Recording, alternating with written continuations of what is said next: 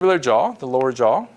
So what's there? I mean, obviously, you know, the ramus, the body of the mandible, and you have the inferior alveolar nerve, and you have the mental nerve, right? So what's most critical? I mean, you have this what's called the mylohyoid ridge. Okay, everybody talks about the mental nerve, the inferior alveolar nerve, right? They're all worried about the nerve on the bottom, and yes, the nerve is very important. You don't ever want to cut the nerve, but you have to worry about this ridge before the nerve. Okay, because this mandibular concavity, which holds your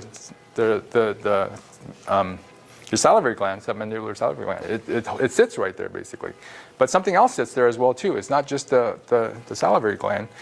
You have what's called the lingual artery. This is a big artery. This is not like your small anastomosis arteries that run in your sinus, you know, that I was talking to you about earlier. This is a bigger artery. So if you nick this is a big problem. You know, this is from a dissected specimen of the jaw. But I mean, if you nick it, it's a big artery. It's a big artery that runs down in here. And so when you create the osteotomy so this is why CBCT is so important.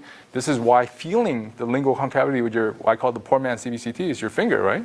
You want to feel for it because when you drill down, you drill through that lingual cortical plate and you nick the artery, you're going to nick the nerve before you hit the artery basically. I mean, you're going to hit the artery before the nerve. Because of this, you induce bleeding in the patients. And what happens is looks are very deceiving in the mouth. Because like when you look at this x-ray, it looks like they have a lot of bone height, right? It looks like a lot of bone height, right? But this is my patient, right? Look at this. Look at the lingual concavity. Some patients have a very high lingual concavity where it just comes up. And everybody has different anatomy. And so this is why CBCT information, the data is so critical. This is why it's so critical prior to surgery because you have to see it before you get into it. So when you look at this, it's like, oh yeah, a 10 millimeter implant is perfect. You know, like 5x10, whatever, 6x10, whatever. You know, it looks perfect. You see this, it's like, I misthought that one. Yeah, I misthought that one for a second there. No, 10 millimeter implant is not perfect for this site. No. And so you have to be careful, and this is what happens. And there's been a case. It was an oral surgeon that placed the implant actually it's a long time ago now. But patient went home. He was bleeding, you know, like he was having like swelling, and so he called the oral surgeon. And he's like, "Hey doc, I'm swelling. It's like my throat's swelling. My area's swelling here. What's going on?" And he's like, "Oh, you'll be fine. You know, it's gonna go down in a day or two." Patient passed away. Because it blocked the airway, because the swelling kept on happening. It's just the bleeding wouldn't stop because, as I said, it's a big artery. It's a big artery down there, and you don't want to violate it. So this is one of the structures that you want to avoid. It's not a small artery down here. It's one of the bigger branches. And so before the nerve, you have to worry about the artery. So you have to feel for that lingual concavity and be careful for that, basically. So, and you have a lot of vascular, you know, it's rich in vascularity down there, and so you want to be careful for it. You want to make sure that you don't violate any of these areas. Inside the canal, we're never going to really lay a big flap on the lingual. At least you shouldn't. I don't really understand the reason why. I mean, and so, you know, but just know that it's there, basically, okay? And this is one of the terminal branches, so you can still cause some bleeding in these areas too if you are laying a flap back there. So, but it's pretty far down below, and as I said, you shouldn't be really laying a flap down here because, I mean, the oral surgery that we do, it doesn't involve much of this as far as things go. So.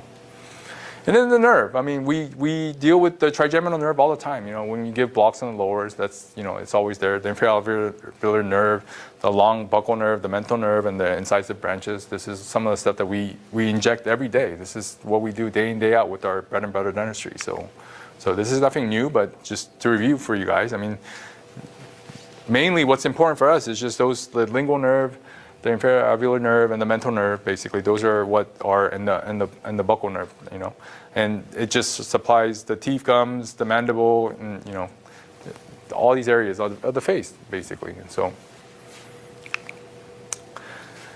the lingual nerve. So I talked about this a couple days ago during the surgery. When I'm in the posterior maxilla, number 17, number 32, or even number 18 when we're doing surgeries, I always say make a buccal hockey stick incision. So the incision is not like straight, it's oriented towards the buccal, and it's like a hockey stick. You know how a hockey stick comes down and it looks like this, right? So we always make a buccal hockey stick incision. Why?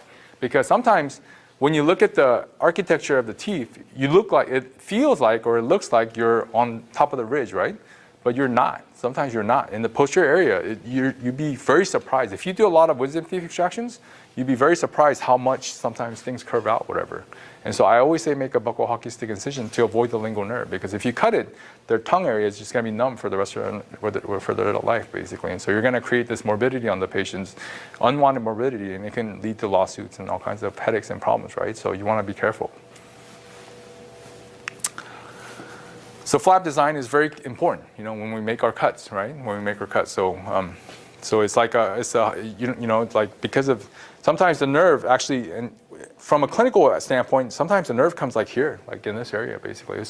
And there are cases where it's really, really close. So I always make my incision hockey stick, buccal hockey stick, never on the ridge, back there when I'm back there. And then you have the long buccal nerve is what we give as far as the, when we take out teeth in like 17 or 32. So that's another nerve that's there. And this is one of the main nerves that we're always worried about. It's the biggest branch in the mandible. It's the inferior alveolar nerve. And it crosses from lingual to buccal near the first molar region. That's where it crosses, basically. So a lot of times it's more lingual, like in number 17, 18 area, or 30, like 31, 32 area, basically. And then as it gets to 30, that's where it comes to the mid, and then it starts to cross. Because it wants to come out the mental nerve, right? So you have to remember the mental foramen. So that's the way how it moves. And so so accurately mapping this out and determining where it's at is very critical for our implant placement. This is once again why CBCT's data is so important. So this is why I feel more confident if I have a CT scan of a patient before surgery versus like with other than just having a panel or a PA because of this. Because a lot of times you can't see this, and so the canal is about 3.4 millimeters wide. The nerve itself is about 2.2 millimeters thick. And it's just a bunch of sensory fibers. So it also holds like the vein as well, and the artery in there as well too, within the bundle, within that canal. But the nerve is the main thing that takes up the space there. So,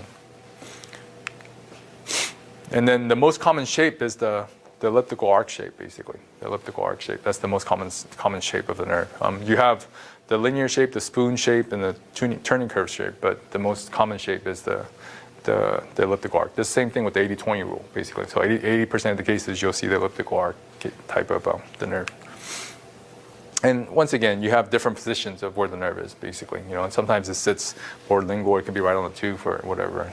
So when, like wisdom teeth extractions, if it's right on the nerve, sometimes, if the patient's like under 21, it's usually not an issue. Like you won't really have post-nerve issues, but if they're older, because the bone and the tooth are a lot more fused, basically, there's a higher chance that you can get post-op nerve issues, basically. So in those cases, we do what's called the coronectomy, where we just take the crown portion of the tooth off and just leave the root, basically. So that's what that's called for. So, but there's also like bifurcations of the nerve where the inferior alveolar nerve splits. It divides into two.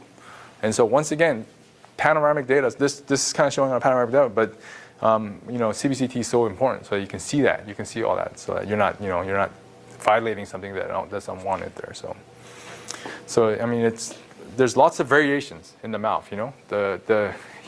God has given us whatever with lots of variations. And so in order for us to be prepared for our surgeries, and these variations, whatever, CBCT data is so critical, so critical. So what do you do? I mean, so once again, we try and take CBCTs. I mean, there's different ways to do surgeries. We have what's called guided surgeries, basically, and I use guided surgeries, and I always double check the length. And then also, on your surgical kit, right? Even on the surgical kit, I always say check the shank, because on the shank of the drill, you have your length. It's laser engraved on the shank of the drill bit, because your assistants don't always put the burrs back in the right spot. So just because you pick a 3 by 10 millimeter length drill out of the kit doesn't mean that's a 3 by 10. That can be a 3 by 15, and you don't realize it, and you just go in with it, and you're going at 1,000 RPM, and you just go straight down with it. You probably hit the nerve, basically. It only takes a split second. It's very fast. I mean, when you're doing surgery, like it's really fast, and so you want to double check, triple check. I always say go slow and like during the surgical courses and stuff, some of the doctors, they just want to kind of move, they just want to kind of go and go, and some people just want to go really, really slow. But It's like I say, it's not a race. It's not a race. I mean, we're just trying to finish. You want to do quality work, you know. So you want to be efficient, you want to be fast, but you also want to do quality work. So you want to check everything, make sure you're safe. Remember that a lot of our implant drill bits are actually. So if this implant drill is designed for a 10 millimeter implant, right? They're not 10 millimeters actually. They're like 11 millimeters. They're longer. And a lot of the doctors that are just starting out, they don't realize this. And so they have like these, what's called the catch drill. These are like with the stoppers, these are exactly 10. If you're doing, so you have to remember that. And this is by like a Nobel system here. And see, this is for the implants, a millimeter longer than the drill bit's a millimeter longer than the actual implant, right? So even though we're placing like a 4.3 by 10 or whatever, or by Nobel, right? Or 5 by 10, when you're creating the osteotomy, you're creating it to 11. You're not creating it to 10. So if the nerve is at 10 or 11, and you think, oh, I'll be fine with the 10 millimeter implant, right? And you start drilling with the 11 millimeter drill, there's a chance you're gonna hit the nerve, basically. So you want to stay within the zone of safety, we call it, and I'll talk about that more. And then the mental foramen. So that's another nerve that's where the inferior alveolar nerve exits, right? And so usually, I mean, depending on the race, like Caucasians, it's between the premolars, first and second premolars, basically, like 20, 21 area or 28, 29 area, right in between there. But on Asians, it comes out a little bit earlier, next to the second premolars there, basically. So, and mental foramen sometimes have what's called an anterior loop. It comes out and it creates an anterior loop, and sometimes it doesn't. So, once again, CBCT data is very, very critical to and there's different variations. You have the Y branch, you have the up loop branch, or you have the no branch, or the looping back branch, or whatever. So it's very critical that you know where this is at to prevent damage, basically. So I always say, the variations you have to measure many, many times, and so we want to follow the basic protocols or the principles when it comes to implants. You want to have the implant surrounded by bone. So we say buccal, millimeter, lingual, millimeter, like whatever. So you want to be surrounded by bone, and you want to be away from the nerve as well too. So these are some of the things that we want to keep in mind when we're placing implants. So you always want to measure. I say 3 times, 4 times. Measure many, many times before you cut. Because, and this is why CBCT data is so important. But even with CBCT data, when we're doing surgeries freehand, when you think you're here, you might be here, not here, and so your measurement might be off. You know what I mean? So this is why it's very critical that you really study the CBCT before jumping into the surgery. People say surgery is easy, right? People say, oh, this is an easy case. It's not an easy case because there's so many variations. There's so many there's so many things that you don't see, that you don't really realize, because what you thought you saw on the CBCT sometimes is not what you are in the mouth, because your orientation is not always that perfect. You can't be perfect, and this is why surgical guides sometimes is necessary. Surgical guides are critical. So we call it the zone of safety, and so you want to stay 2 millimeters away from the most anterior loop point because you want to be away from it in case there's any variations, and you don't know if you're just a little bit off, basically. In the zone of safety, and a lot of the planning software, like here, even with the Ray's 3D, on-demand 3D software and stuff like that, the planning software actually has this safety zone window, they call it. So when you have the implant, you have the safety zone window, and so when we place the implant, it creates that safety zone for you so that you can stay away from these vital structures. That's what that's there for. So we need to utilize the tools of today to help us to our benefit. Also has the